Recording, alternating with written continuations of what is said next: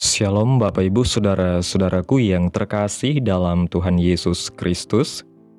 Selamat malam, salam sejahtera bagi kita semua, dimanapun saudara-saudara berada. Selamat berjumpa kembali dalam Renungan Kristen pada malam hari ini. Kiranya kekuatan dan sukacita oleh Roh Kudus melimpah dalam hati dan kehidupan saudara semua. Dan semoga saudara semua dalam keadaan sehat selalu. Pada malam hari ini sebelum kita mendengarkan renungan firman Tuhan, mari terlebih dahulu kita berdoa.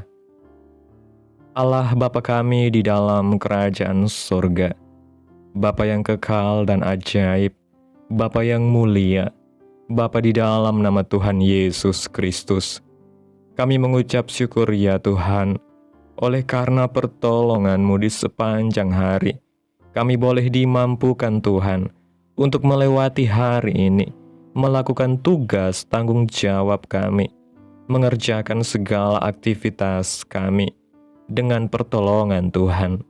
Saat ini ya Tuhan, kami akan mendengarkan firman-Mu.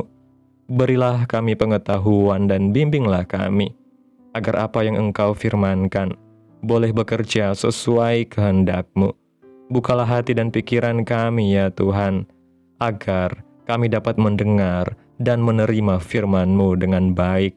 Kiranya firman-Mu ini dapat kami lakukan di dalam setiap kehidupan kami, dan menjadi berkat bagi hidup kami.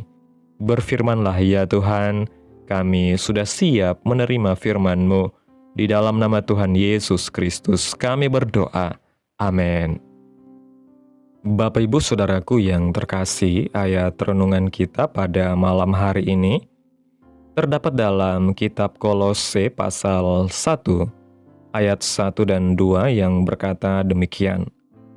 Dari Paulus, Rasul Kristus Yesus, oleh kehendak Allah, dan Timotius saudara kita, kepada saudara-saudara yang kudus dan yang percaya dalam Kristus di Kolose, kasih karunia dan damai sejahtera dari Allah Bapa kita menyertai kamu. Bapak Ibu Saudaraku yang diberkati Tuhan, surat kepada jemaat di Kolose merupakan salah satu dari 14 surat Rasul Paulus.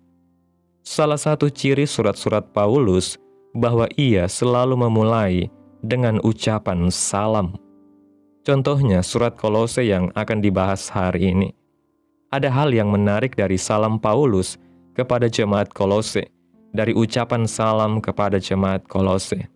Rasul Paulus menuliskan, dari Paulus, Rasul Kristus Yesus, oleh kehendak Allah. Hal ini menjelaskan bahwa kerasulan Paulus bukan datang dari kemauannya, melainkan atas kehendak Allah dalam hidupnya. Mengapa demikian? Jika kita perhatikan riwayat hidup Paulus yang dulu bernama Saulus, sangat bertentangan dengan kehendak Yesus. Paulus terkenal sebagai penganiaya orang-orang Kristen, tetapi dalam perjalanannya ke Damsyik untuk menghabisi pengikut Yesus, Tuhan menjumpai dan mengubah hidupnya menjadi alat pilihan bagi Tuhan. Namanya diubah menjadi Paulus, dan ia dipilih secara khusus untuk memberitakan tentang Yesus kepada bangsa-bangsa lain, bahkan bagi raja-raja. Perhatikan kata alat, dalam bahasa asli dituliskan bejana. Jadi, kehidupan Rasul Paulus digambarkan seperti bejana.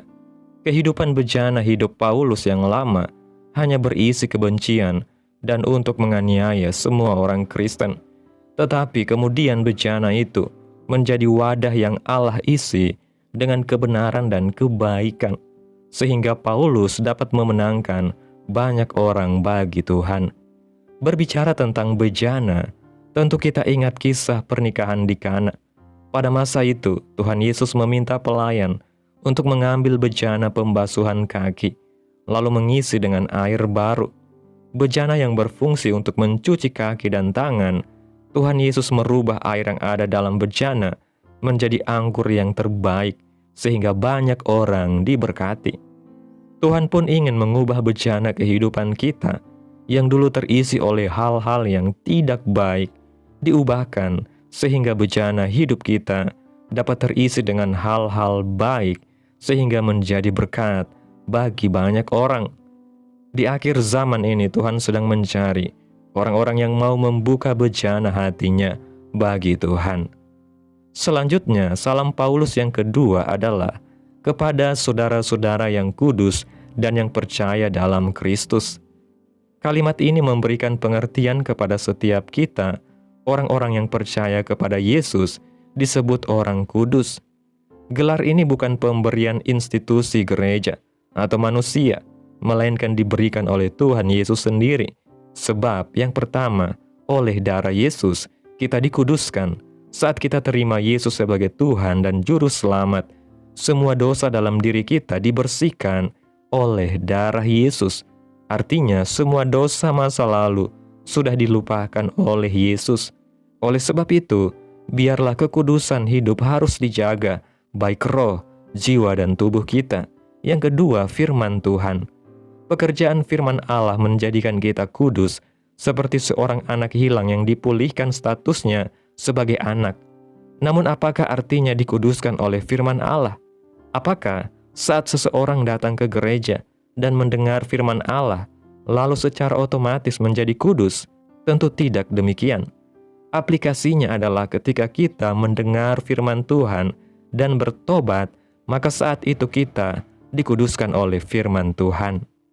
Contohnya, firman Tuhan yang membahas tentang dosa masa lalu, orang-orang Korintus yang terikat dengan dosa cabul, penyembahan berhala, zina, banci, pemburit, pencuri, orang kikir, pemabuk, pemfitnah, dan penipu, yang membuat mereka tidak mendapat bagian dalam kerajaan Allah. Tetapi setelah mendengar firman Allah dan bertobat, maka mereka dikuduskan. Artinya, saat kita mendengar firman Allah, kemudian bertobat, maka kita dikuduskan oleh firman Allah. Mengingat setiap firman yang kita dengar akan mencegah kita melakukan dosa.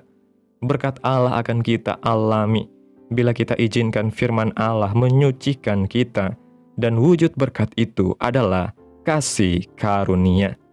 Yang ketiga, nama Yesus. Nama Yesus menguduskan kehidupan kita dalam segala hal. Asal pekerjaan yang kita lakukan sesuai dengan kehendak Allah, bukan untuk kepentingan diri sendiri. Yang keempat, Roh Kudus. Roh Kudus adalah pribadi Allah yang tinggal dalam diri orang percaya dan mengingatkan setiap kita. Apabila kita hidup keluar dari kehendak Allah, Roh Kudus akan mengingatkan kepada diri kita akan firman Allah. Bila kita taat, maka kita hidup dalam kekudusan. Salam Paulus yang ketiga, bagian ketiga dari salam Paulus, yaitu kasih karunia.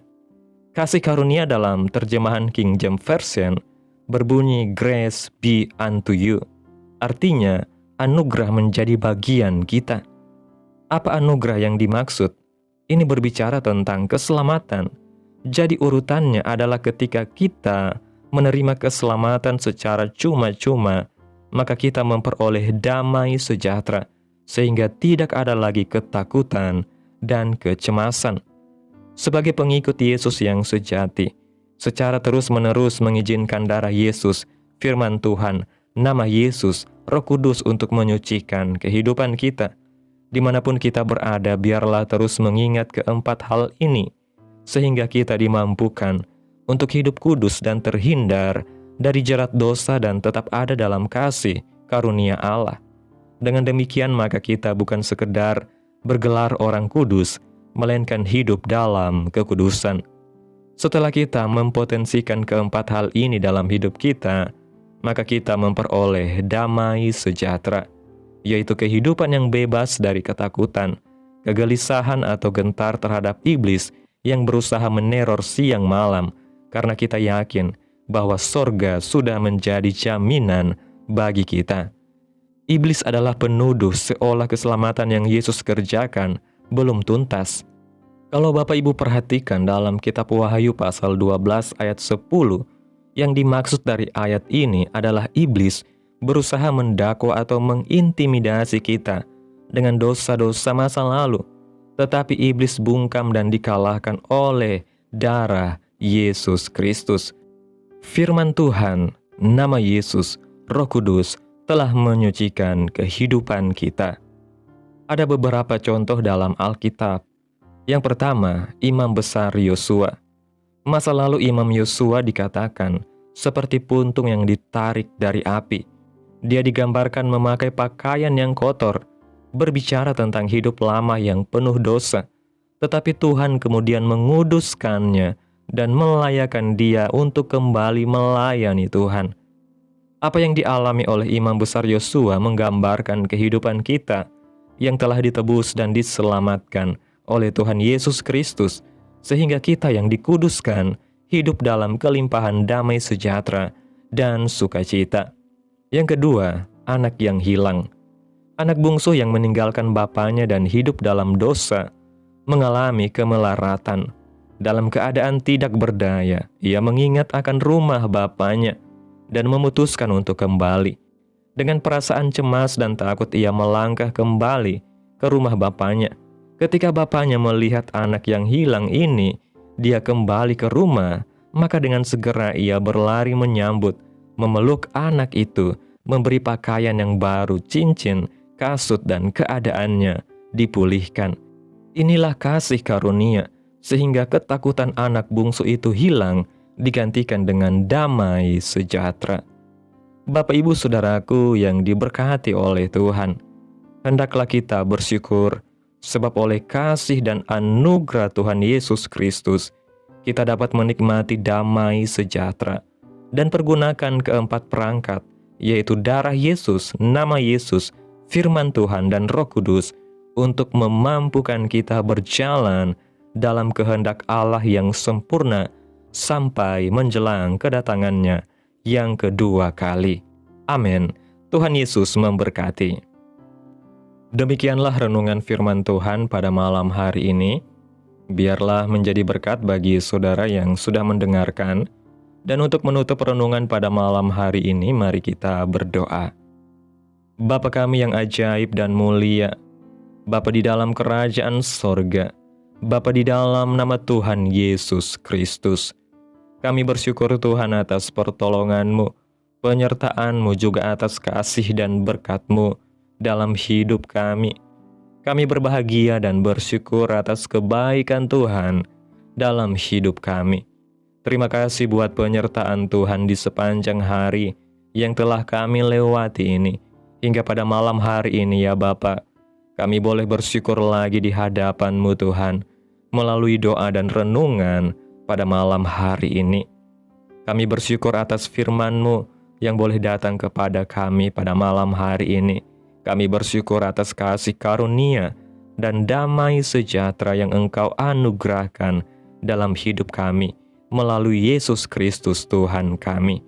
Terima kasih karena Engkau telah menguduskan kami dengan darah-Mu, firman-Mu, nama-Mu yang kudus, dan melalui karya Roh Kudus yang memimpin setiap langkah hidup kami. Ajar kami untuk senantiasa membuka hati, seperti bejana yang siap Engkau isi dengan kebenaran dan kekudusan-Mu, agar hidup kami menjadi berkat dan memuliakan nama-Mu. Mampukan kami Tuhan untuk hidup dalam kekudusan dan berjalan seturut kehendak-Mu sampai Engkau kembali untuk yang kedua kalinya. Terima kasih buat firman-Mu Tuhan, tanamkan dalam hati kami masing-masing, dan mampukan kami untuk dapat melakukan firman-Mu sesuai dengan kehendak-Mu. Biarlah perkataan firman-Mu terus menyegarkan jiwa kami, menghidupkan hati yang lemah dan lesu, dan membangkitkan harapan dan kasih.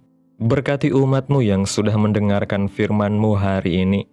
Berkati di setiap saat, tempat, dan kondisi hidup mereka, agar senantiasa selalu merindukan dan membutuhkan firman Tuhan, sebagai pelita kebenaran yang memerdekakan dan penghiburan yang menguatkan. Ajarilah kami bahasa firman-Mu, dan bimbinglah kami untuk selalu hidup sesuai kehendak-Mu, agar kami selalu dekat kepada-Mu. Kiranya Engkau terus memberkati kehidupan kami, keluarga kami, sanak saudara kami, daerah tempat tinggal kami, bangsa dan negara kami, pemerintah kami. Biarlah semuanya dalam perlindungan-Mu ya Tuhan, dan jadilah sesuai kehendak-Mu yang terbaik dalam kehidupan kami.